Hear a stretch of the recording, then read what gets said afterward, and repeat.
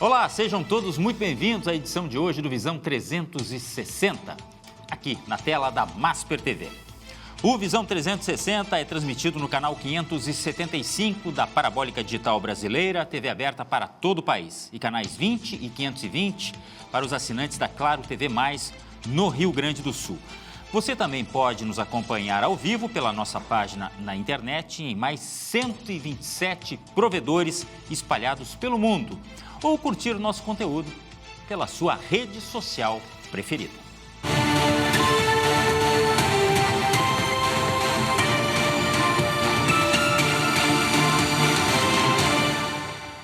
No Visão 360 de hoje, vamos falar sobre um tema que tem gerado muita discussão no Brasil: as bets, as apostas online.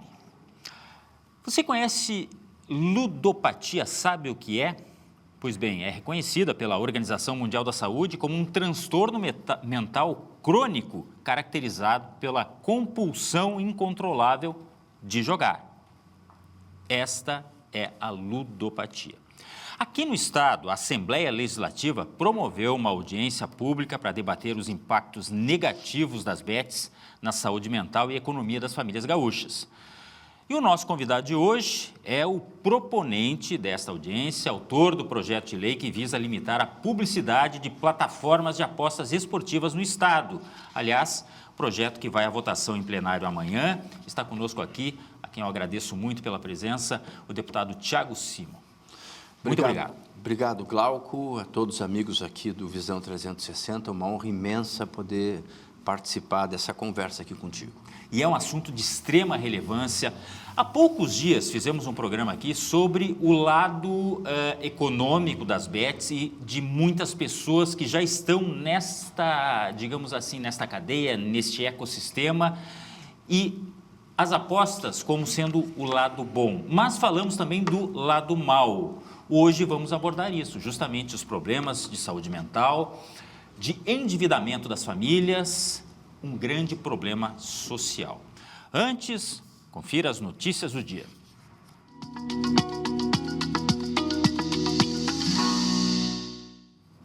Começou hoje em todo o Brasil a vacinação contra a gripe. Em Porto Alegre, a vacina está disponível em todas as unidades de saúde para grupos prioritários: idosos, crianças de 6 meses a 6 anos, gestantes, profissionais da saúde e pessoas com comorbidades podem se vacinar. A meta é imunizar pelo menos 90% desses grupos. A vacina protege contra 3 tipos do vírus da gripe. Você precisa levar documentos que comprovem sua condição e a caderneta de vacinação, se for o caso. Procure a unidade de saúde mais próxima durante o horário de atendimento.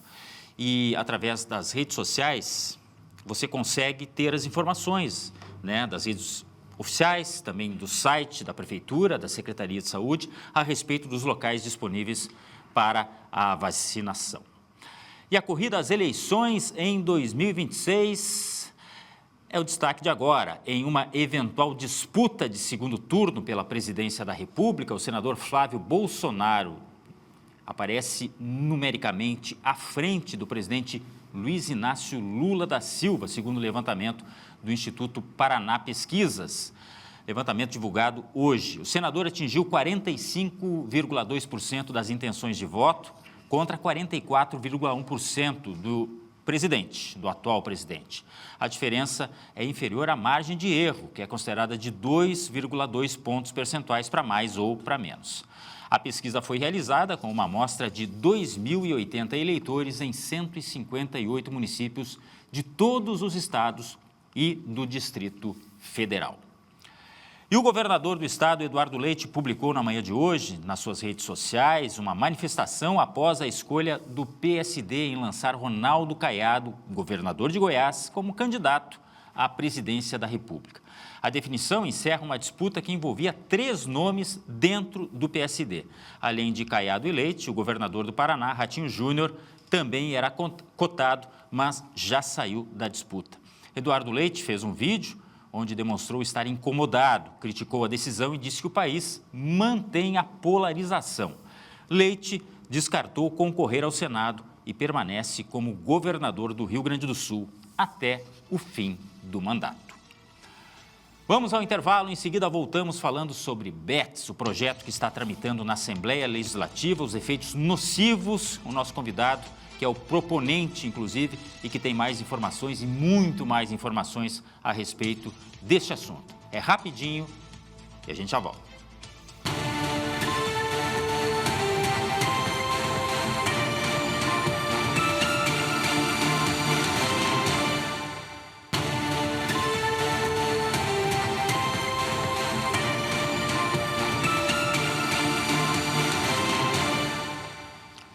Visão 360 de volta e hoje nós estamos falando das BETs, as apostas online.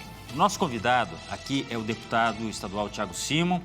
Ele que está debruçado sobre este assunto, propôs uma audiência pública e também projeto de lei sobre os impactos e limites das BETs aqui no Rio Grande do Sul. Mais uma vez eu quero lhe agradecer pela presença aqui no Visão 360 e lhe perguntar qual é a grande preocupação sua, mais precisamente, e de todos os que estão também defendendo as mesmas ideias que o senhor em relação às BETs aqui no estado.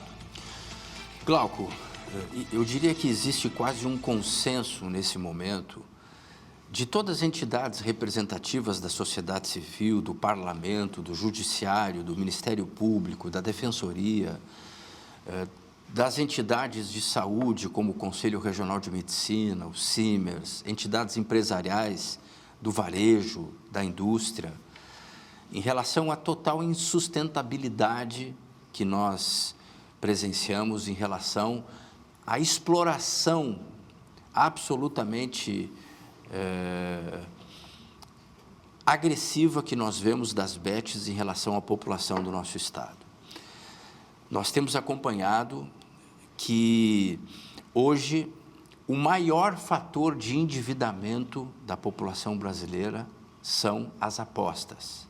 Se abriu a porteira para que a população brasileira, que tem baixa educação financeira, que é extremamente vulnerável em relação à própria escolaridade. Você vê, por exemplo, não existe análise de crédito ou qualquer burocracia, é um cassino na mão da pessoa, ou seja, é uma acessibilidade extremamente facilitada para que a pessoa jogue, não é? E grande parte das pessoas acaba iludida pelo lucro fácil. Existe uma propaganda enganosa, muito agressiva, que acaba justamente induzindo as pessoas a apostar como se aquilo fosse, inclusive, um meio de obtenção de renda. Pois é, isso me parece muito determinante, diria assim. As pessoas, e isso é uma pesquisa que já foi feita, elas têm ideia de que elas podem sair do buraco financeiro, por exemplo, ganhando na aposta. Que elas podem pagar o devedor que elas já têm ganhando na aposta. Exatamente. E o que se vê na realidade é o contrário. É o contrário, as pessoas acabam se endividando mais ainda. Isso se refere, Glauco, exatamente ao que você falou, que é um fenômeno chamado distorção cognitiva decorrente da ludopatia. À medida que as pessoas se tornam jogadoras compulsivas e a ludopatia, que é a compulsão pelo jogo, é um transtorno mental semelhante à questão da cocaína. Existe todo um gatilho psicológico a partir da dopamina, né? A partir do momento em que a pessoa entra no jogo compulsivo, existe uma distorção cognitiva onde a pessoa que perdeu muito, mas ela acredita que se jogar mais, ela vai recuperar o que ela perdeu. E acaba justamente criando dívidas absolutamente insustentáveis, né? E esse ciclo de endividamento através do jogo leva as pessoas às financeiras, aos cartões, e quando elas estão negativadas, nós temos visto um ciclo de busca por agiotagem, né? Por um mercado clandestino, muitas vezes ligados às facções, não é? E que realmente estão causando danos seríssimos às famílias, a questão de saúde mental, depressão, violência familiar e até mesmo pessoas que têm perdido a vida. Sim, as pessoas cometem suicídios. Esse é um assunto bem delicado, inclusive. No meio da imprensa, nós temos um código, né, que a gente não aborda a questão do suicídio por comprovadamente estudos apontarem que isso pode estimular. Então, mas a gente sabe que tem vários e vários casos. Mas do ponto de vista dessa discussão na Assembleia e o projeto em si, Claro. qual é a proposta exatamente? Perfeito. O fato é que se abriram as comportas para a entrada das bets sem nenhuma regulamentação protetiva ao consumidor. Ou seja, o consumidor não foi protegido. Nos países desenvolvidos, eles têm uma legislação que estabelece limitações à propaganda, que estabelece limites de perda para o apostador, ou seja, o limitador de apostas. Você não pode perder 200 mil numa noite, 100 mil numa noite, né? Isso acontece aqui no Brasil, tem muita gente perdendo patrimônio, jogando casa, jogando tudo. E existe o botão de autoexclusão, que funciona em rede com todas as bets. E no Brasil, o que nós vemos literalmente, foi aberta a porteira para que as bets entrassem.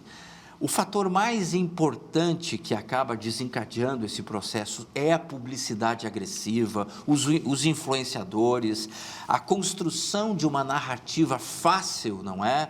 De sucesso através da aposta, que é uma distorção absoluta. Você vê gente que largou faculdade para virar apostador e acabou justamente sem nada. Muitos pais, eu acompanhei lamentando profundamente situações como essa. Então, o nosso projeto, a exemplo do que outros países já fazem, ele propõe justamente restrições à veiculação de publicidade em determinados horários. Ou seja, das 5 da manhã às 9 da noite, inclusive horário que afeta diretamente o público infanto-juvenil, que é atingido também, que também já tem se tornado cliente dessas apostas, dessas plataformas. Esteve na nossa audiência pública o núcleo de psiquiatria do CIMERS, do Sindicato Médico do Rio Grande do Sul, mostrando que já existem muitas crianças que já estão em consultórios psiquiátricos, em função do vício, né? E aí, nós temos inclusive a questão da gamificação, que muitos desses games já têm softwares que já são com algoritmos, com sistemas muito semelhantes ao de apostas, então é como se fosse um fio condutor. Então, o que nós vemos é que hoje são 39 milhões de pessoas no país que já passaram por esse mercado de apostas. É um mercado crescente, sem regulamentação, que tem causado um endividamento profundo numa população já fragilizada financeiramente, não é? Que já vinha há alguns anos com questões de dívidas bancárias, agora com o crédito, com o desconto em folha também. Muitas pessoas já vêm com seus salários descontados. Então, assim, é o mínimo que nós podemos fazer para proteger essa população, é resguardá-la dessa propaganda maciça que vem fazendo uma lavagem cerebral no rádio, na TV e na internet, para que a população, pelo menos, tenha condições de não estar tão vulnerável, tão suscetível a esse tipo de marketing agressivo. O senhor falou em 39 milhões. Se nós levarmos em conta 200 e alguma coisa de milhões de habitantes no Brasil, olha a quantidade de gente dentro dessa fatia, que é uma fatia grande dentro dessa totalidade da população. É muita gente, é muita gente. E a tendência não é diminuir, a tendência é aumentar. E quando a gente fala em jogos, as pessoas muito facilmente fazem a relação com os jogos de times de futebol, né? Que também fazem parte, as bets, sim, fazem esse tipo de aposta, mas tem muito outro tipo de jogo. Tem vários tipos de jogos que acabam entrando nessa seara toda. E como o deputado falou, isso pode começar lá na tenra infância, porque são joguinhos, às vezes, mais fáceis, teoricamente mais fáceis de jogar, e já pegam essa fatia da população, os menores de idade. Uma coisa já foi modificada, que é o fato da empresa ter uma sede no Brasil, recolher impostos para o governo, que é aquela história assim, o governo, bom, não podemos combater total, então pelo menos vamos, né, ganhar um dinheiro em cima. Então as empresas têm que repassar uma quantidade do dinheiro apostado para o governo. Mas qual é a receptividade aqui, falando especificamente do Legislativo do Rio Grande do Sul em relação à sua proposta? Só para fazer uma consideração, primeiro, o governo cobra muito pouco imposto sobre as bets, muito pouco. Se você parar para pensar, ele chega a cobrar 50% de imposto sobre alguns remédios e cobra 12% sobre as bets. É uma vergonha. Tem um lobby muito pesado lá no Congresso Nacional que tem barrado uma série de proposições legislativas, inclusive as que alteram a questão da veiculação de publicidade, porque, a rigor, é uma competência da União, do Congresso Nacional, no caso, né? E que é passível de iniciativa legislativa através de uma competência concorrente quando a esfera federal não legisla. Então, eu posso legislar aqui na Assembleia, desde que não haja uma legislação federal restringindo publicidade. Nesse momento, o que existe é a autorregulamentação das bets. Não existe uma regulamentação. Nesse vácuo, como no caso das bebidas, da regulamentação da proibição de bebidas nos estádios, nós, pelo Código do Consumidor, pelo direito do consumidor, nós também temos essa possibilidade, né?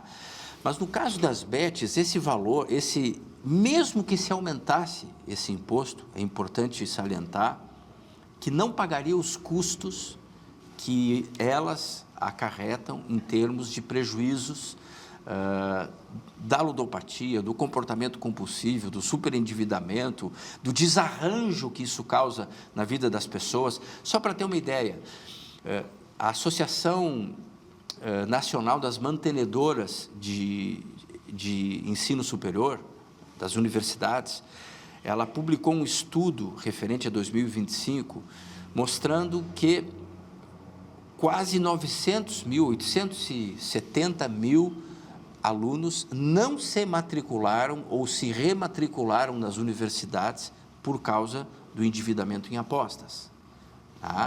Então, você vê, isso é um impacto só no ensino superior.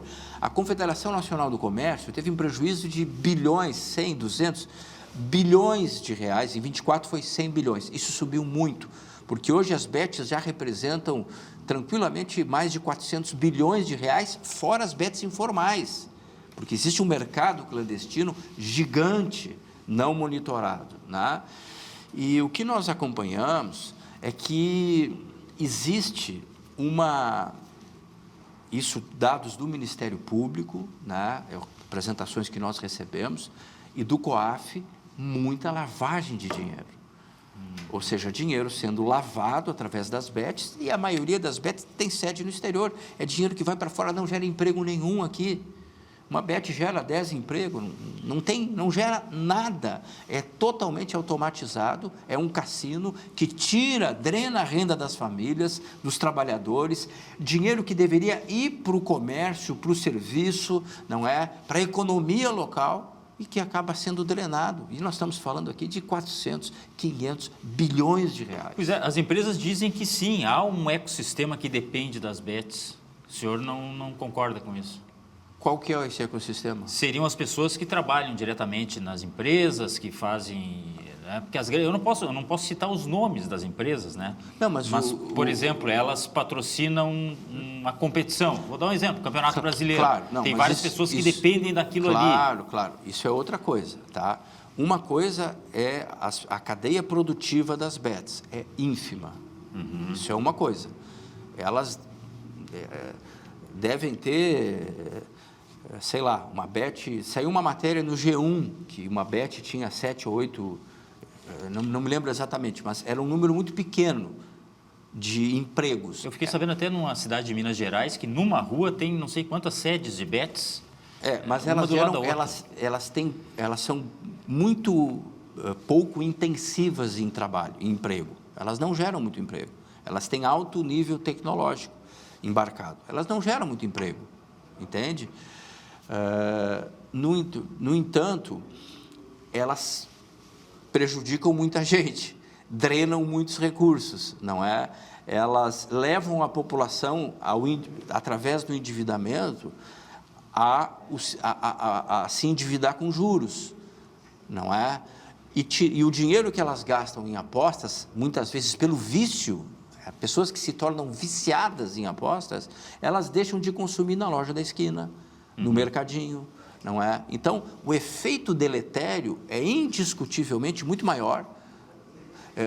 Na audiência pública, o presidente da Agas comentando a quantidade de trabalhadores viciados, que tiveram que passar por tratamento, que passam períodos do trabalho ali jogando, não é? Gente, o presidente da Abrazel aqui comentando que no primeiro momento em que ele pagava o salário dos entregadores, os motoboys e outros, eles recebiam o salário e imediatamente perdiam tudo. E as suas famílias ficavam desamparadas. E aí, o que acontecia? Os empreendedores tinham que dar um suporte para essas pessoas. Não existe tratamento psiquiátrico. E sem falar que o desempenho no trabalho ele vai ficar afetado também. A Deloitte publicou justamente uma pesquisa mostrando a queda da produtividade no trabalho. Isso afeta a produtividade, afeta a saúde mental, não é? Isso gera depressão, gera ansiedade, afeta as relações familiares fortemente. Teve um outro líder de uma entidade contando que um funcionário de confiança de mais de 10 anos de trabalho se endividou e furtou na empresa mais de R$1 milhão.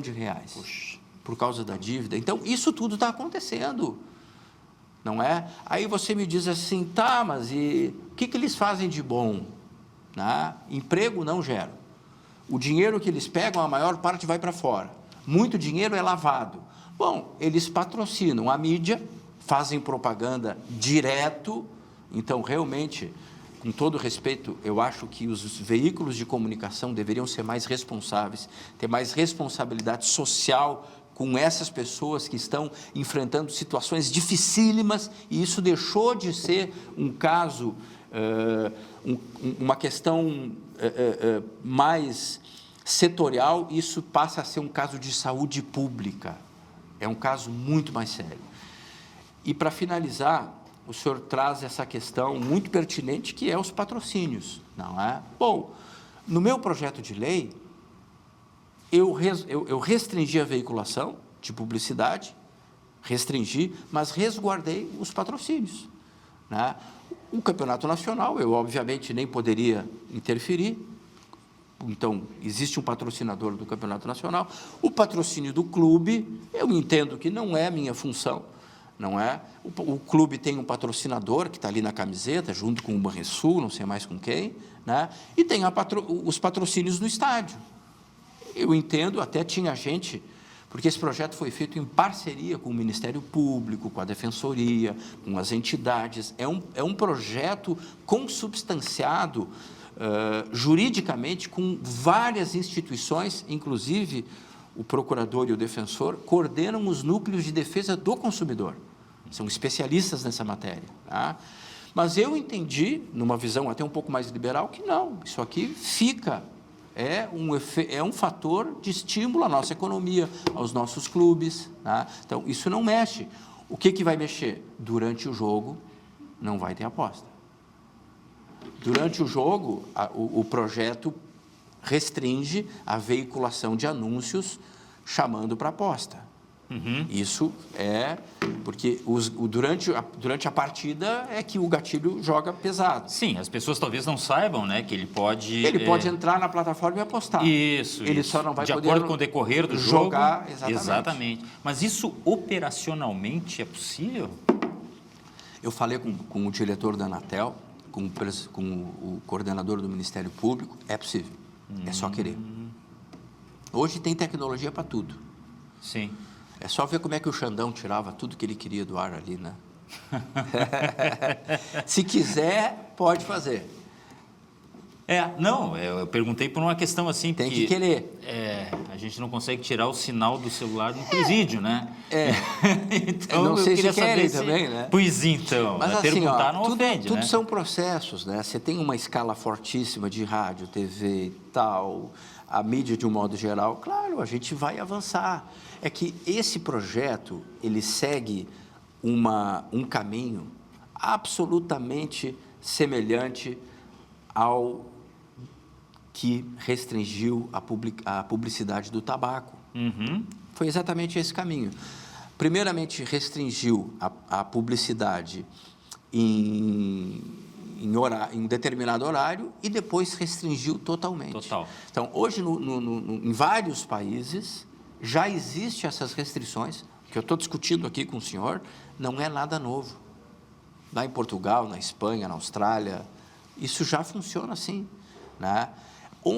Num cenário onde cada vez mais se discute a agressividade dessas empresas de tecnologia que trabalham com algoritmos, que mapeiam o nosso sistema neural e nos geram dependência, liberam dopamina, só que nesse caso ainda pega o dinheiro das pessoas. E sabe o que me chama a atenção também? Não sei, o senhor deve saber bem mais do que eu, é a quantidade. Porque assim, a gente não consegue mais nomear entidade tal, bet tal. Assim, é muita bet. E a gente tem umas que nunca ouviu falar que estão surgindo a todo momento. E outras que não pagam. A dupla Grenal teve problemas recentemente. E outras até ilegais, né? Pois então, essas aí é um risco a mais, inclusive para o próprio consumidor, né? Porque ele, de repente, está gastando o dinheiro dele, apostando nisso, sem ter um lastro, sem ter uma garantia qualquer. Veja bem, é importante salientar aqui, Glauco, que eu não tenho, embora eu nunca tenha apostado, já fui em cassino, né? Mas nunca tenho apostado online, já vi, né, para entender o projeto, já entendi alguns mecanismos aqui de aposta, né? Tanto do Tigrinho quanto das apostas esportivas. Mas é importante salientar que nós, na minha posição pessoal, eu não sou contrário à atividade econômica do jogo. Não sou contrário. Acho que é uma atividade lícita, não é? Mas precisa ser regulamentada de forma efetiva a proteger o consumidor, que essa é a parte faltante dessa cadeia, né? Num cenário de acelerada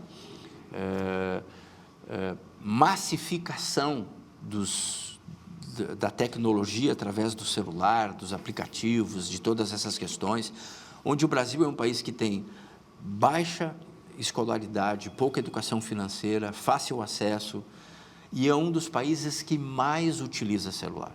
Então, você vê, dentro do ECA, agora, recentemente, a gente vê casos fortíssimos de exposição a situações terríveis que as crianças têm sido expostas, né?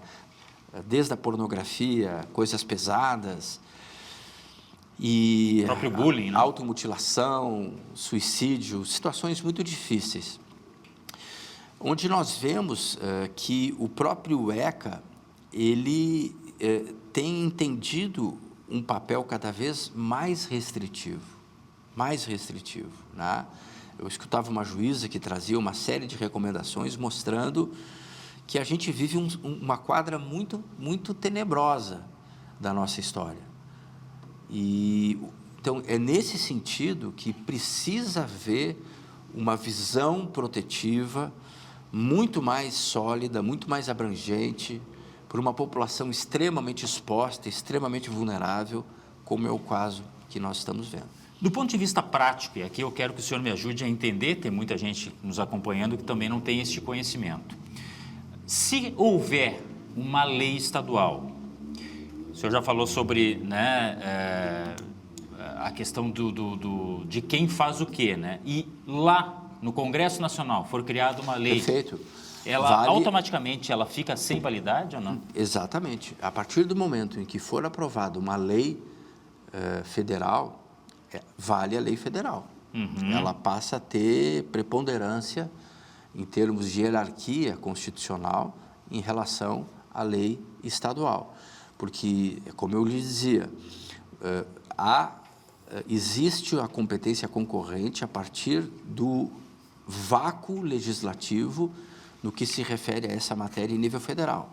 Aí nós podemos... A questão é da competência mesmo, até porque, fazendo um paralelo, há poucos dias nós tivemos aqui uma iniciativa para tentar a liberação das bebidas nos estádios. Uma lei municipal. Uma lei municipal, Não que existe uma lei estadual. Exato. Que é competente para tal. Exatamente. Então, ela não teria como ter validade. Não teria. Inócua. No caso, se não tivesse a lei estadual, ela poderia ter validade. Sim. Ela poderia ser válida. Né? Mas tendo uma lei, lá no Senado já existe uma lei aprovada, existem vários projetos, e no Senado existe uma lei aprovada que estabelece, dentre outras disposições, horários.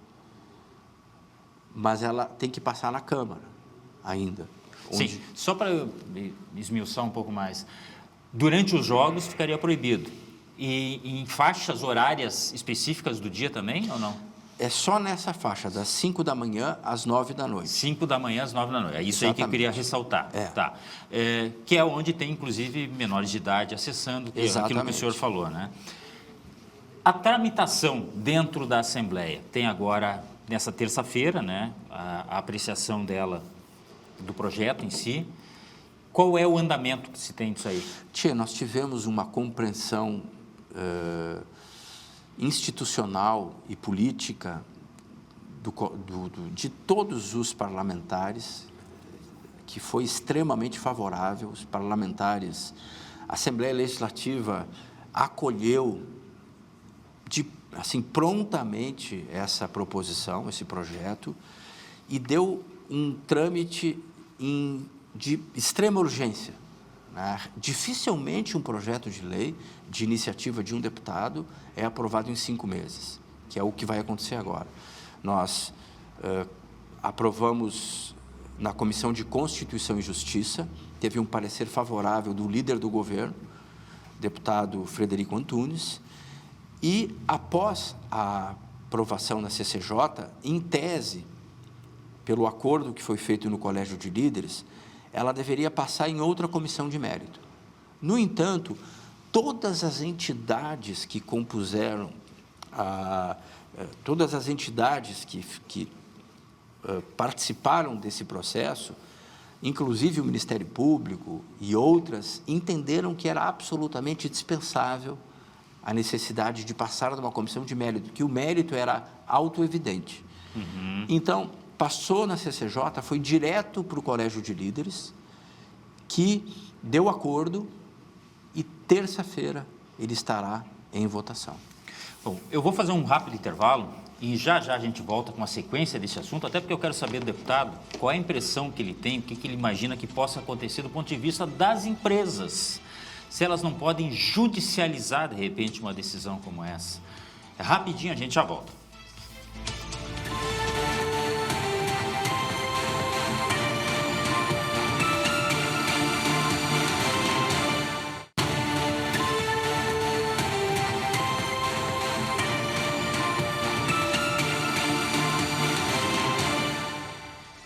Visão 360 de volta, hoje falando sobre bets, né? Projeto de lei na Assembleia Legislativa que prevê aí, por exemplo, a proibição da utilização das apostas online, de a pessoa fazer a aposta online durante os jogos.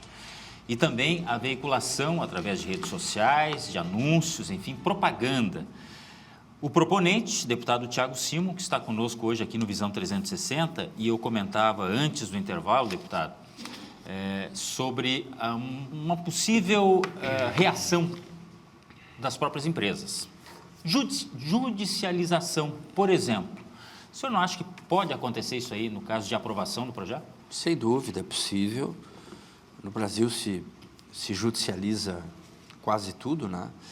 Mas eu tenho muita confiança em relação aos órgãos de justiça, enfim, a uma visão institucional e principalmente humanitária em relação ao sistema de justiça do Rio Grande do Sul, no sentido de que nós, independente da possibilidade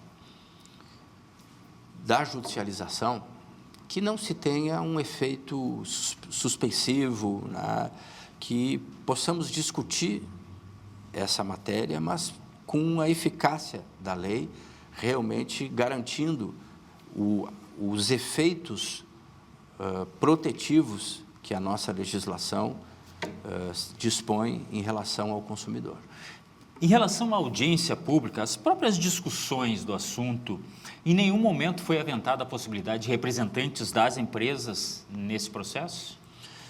Ou eles nem sequer assinaram também com essa participação? A audiência pública, nós convidamos, enfim, toda a sociedade civil, foi representantes da Associação de Loteria, não sei se da Associação das Loterias, não me lembro exatamente a sigla, mas é uma associação das loterias e apostas, mas não quis se manifestar.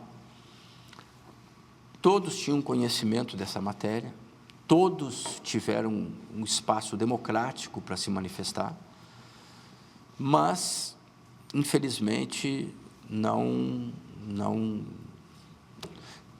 temos um deputado ali que de alguma maneira propôs um projeto de incentivo e trouxe algumas preocupações em relação a algumas, no sentido que tu trouxeste aqui, alguns aspectos que as bets representavam na nossa economia.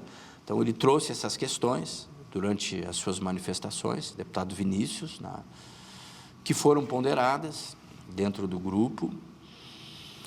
A questão é que há um consenso de todos os órgãos e entidades representativas da sociedade civil, da OAB. Fizemos uma reunião com quase 30 entidades de classe, enfermagem, economia, todo mundo, né? Até a entidade dos veterinária, enfim, todos entendem unanimemente a importância de se regulamentar essa matéria de forma a proteger um cidadão que vem sendo atingido de maneira muito violenta através desses mecanismos que têm gatilhos psicológicos muito agressivos, né? E acabam...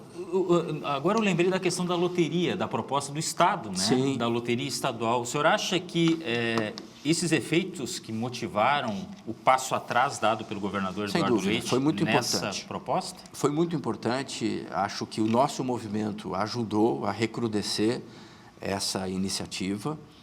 Foi um dia antes da audiência pública. Mas, ao mesmo tempo, eu vi que o governador, dentro dessa lógica de, olha, as bets estão postas, estão faturando, eu quero, então, uma bet licenciada para que a gente arrecade. A lógica era essa, né?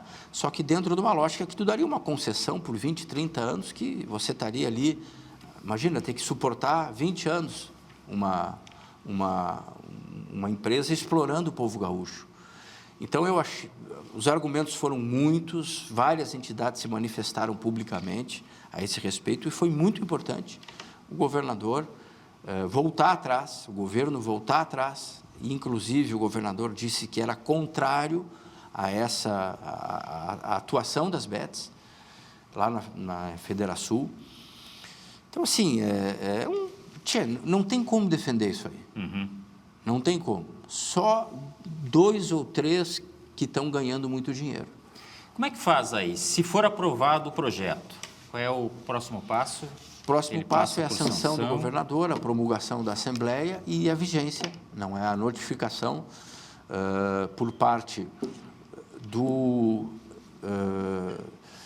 PROCON estadual, que aí temos que ajustar essa Tem a parte técnica, né? Ajustar a operacionalização, o Ministério Público, justamente para coordenar a notificação dos órgãos responsáveis para fazer cumprir a lei. Porque a lei é uma parte muito importante, mas tem que ter a prática depois, Sim, né? sim. Que é o poder de fiscalização, o poder de punição, que Sim. é muito importante, porque só ter a lei não, precisa ter ferramentas. E a lei prevê punições bem expressivas, né? Eu acho que no caso do rádio e TV é mais fácil. Sim, sim. A internet, obviamente, é mais complexo.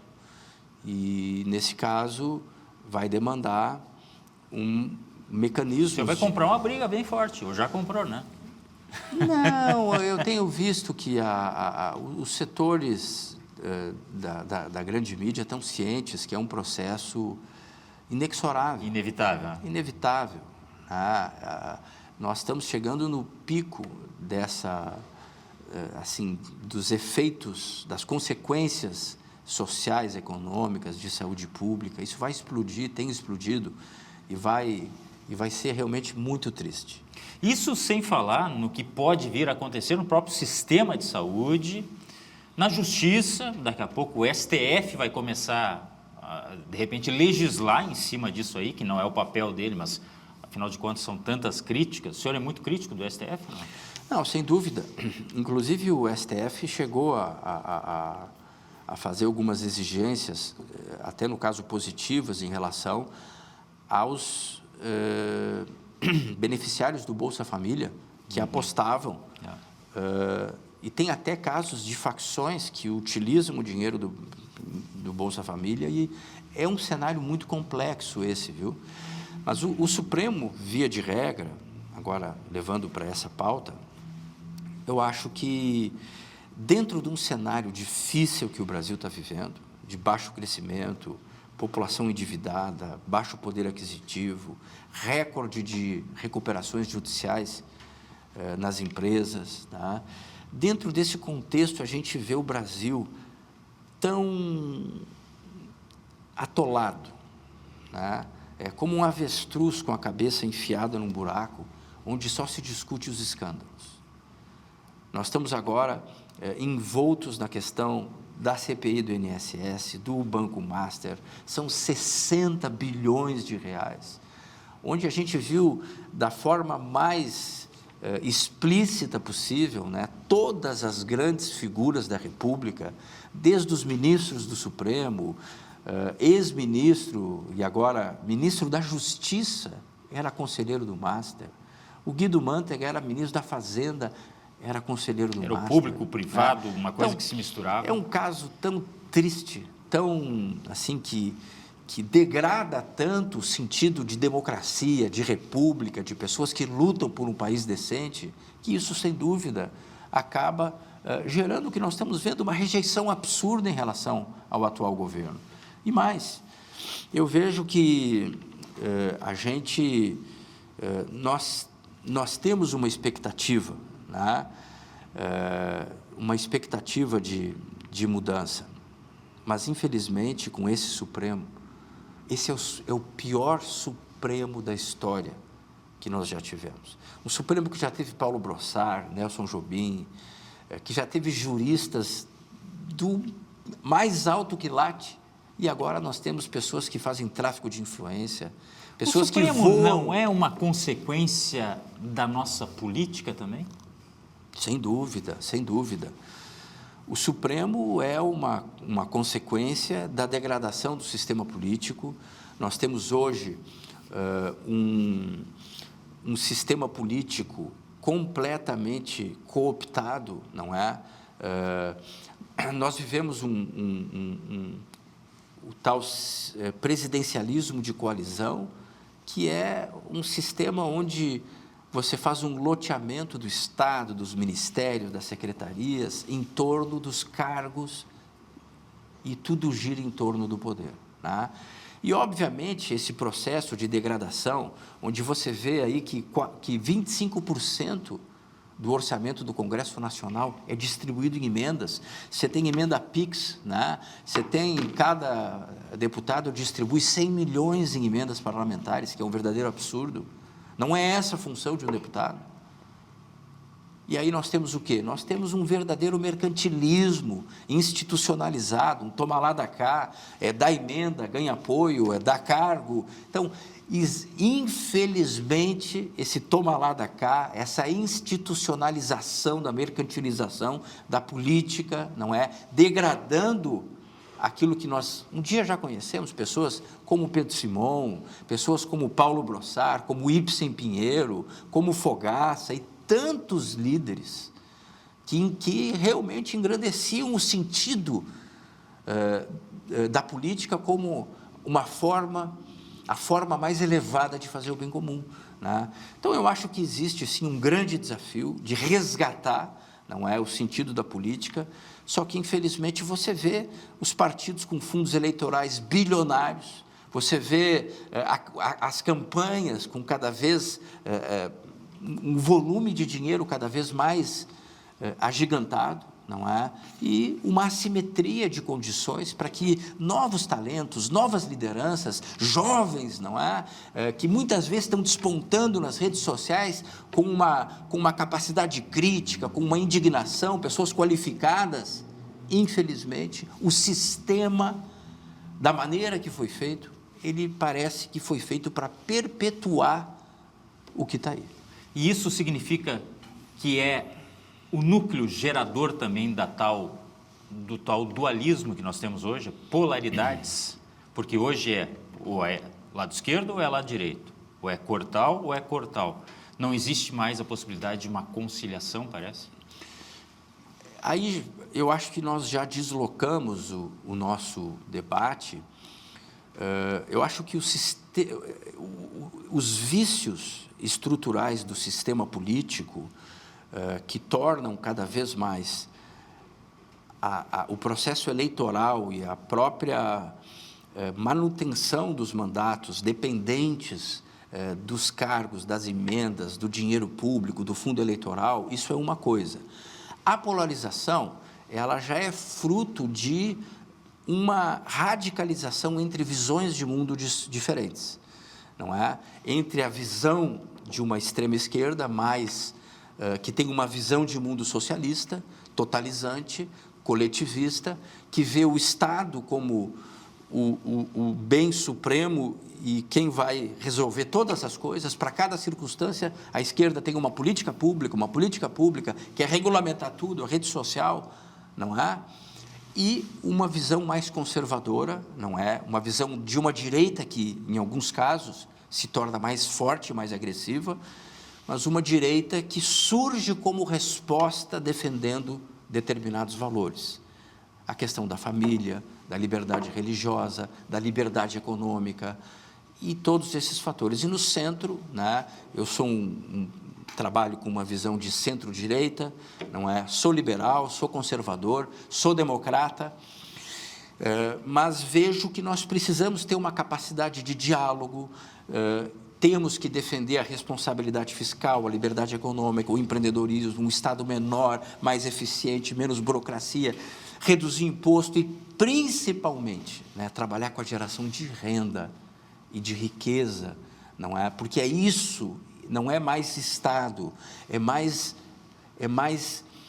empreendedorismo na veia. Nós temos aqui no nosso estado, por exemplo, uma população extremamente empreendedora. Você vai na Serra, você tem municípios como Flores da Cunha, você tem uma empresa para 8 habitantes, é uma das maiores taxas de empreendedorismo do Brasil, é uma cultura empreendedora, que muitas vezes não tem capacidade de aflorar na sua plenitude em função de um ambiente que nós precisamos.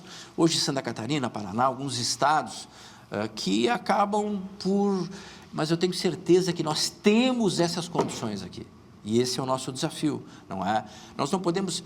Eu vou ser bem sincero, eu vejo que hoje, né, eu não quero radicalizar contra uma visão, mas eu vejo, infelizmente, que essa visão do Lula, do petismo, ela se transformou numa ameaça ao Brasil. Com todo respeito, né? Eles estão há 25 anos governando o Brasil. Irresponsabilidade fiscal, rombo, corrupção, os fundos de pensão, o BNDES, o mensalão, o petrolão, agora o Master. Não tem como pensar em mudar o Brasil com o PT. Então, eu acho que, nesse momento, nós temos um desafio, não é? Que é mudar esse governo, eleger um Senado que tenha vergonha na cara e coragem e não tenha rabo preso, como esses senadores têm, processos com os atuais ministros do Supremo, não é? Eleger um Senado decente e fazer também uma limpa naquele Supremo. Estamos conversando com o deputado Thiago Simon e é inevitável, além de falar da questão das bets, do projeto de lei de sua autoria que está indo à votação amanhã, que está sendo apreciado, enfim, de falar desse aspecto geral da política no país e perguntar, Pedro Simon, como está? Glauco, olha, pai, graças a Deus, está muito bem. Ontem almoçamos junto, comemos um churrasquinho, né? Então, o pai, nesses 96 anos, eu tenho muita gratidão a Deus por ter conservado ele com saúde, com lucidez, com disposição. Ele continua com muita vontade de ver esse país mudar, né? E o melhor de tudo foi que na semana passada nós pudemos fazer um grande evento em homenagem a ele, uma medalha de honra. Que idade mesmo? 96. 96. Fizemos uma grande homenagem de honra a ele, dos seus 96 anos, né? Ele foi deputado emérito, 4 mandatos deputado da Assembleia. Sim, sim. Então, nós pudemos trazer um pouquinho daquilo que ele significa, todo o reconhecimento, uma trajetória fantástica de muita luta pela democracia, contra a corrupção, contra a impunidade, alguém que realmente dedicou a sua vida por um Brasil decente, por um Brasil melhor, né? Foi lindo, viu? Foi muito bonito. Quiçá poderemos ainda falar muito de Pedro Simon, de Thiago Simon, de iniciativas que façam bem para a população. E o exemplo é esse projeto de lei das bets. Deputado, muito obrigado por sua participação aqui no Visão 360. Obrigado, Glauco. Olha, faço questão de salientar que é muito importante os veículos de comunicação, eu tive em vários, né? Eles oportunizarem esse espaço para a gente levar ao conhecimento da população essa questão tão importante. É uma questão de conscientização, porque onde nós vamos tem pessoas com amigos ou parentes enfrentando esses casos. Então, quero agradecer imensamente, Glauco, e foi um prazer estar aqui. Prazer todo nosso, e o Visão 360 de hoje fica por aqui, agradecendo, é claro, a sua companhia. Nos acompanhe sempre aqui na tela da Masper TV. Infinitas possibilidades. Tchau.